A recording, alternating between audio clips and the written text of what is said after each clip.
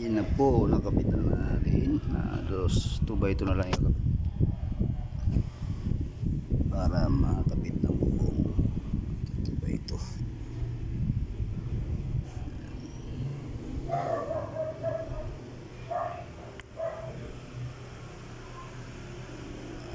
Inanger namin yung bubong para pansamantalang bubong siya pag umulan.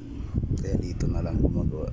Sabay paklas yan pag natapos na ang mga tubular pagkabit.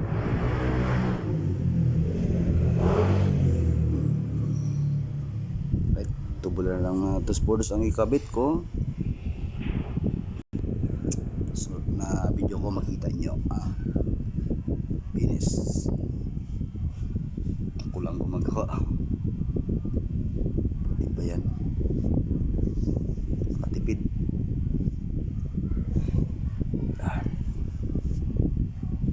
Nai-helper ako dito taga pintura.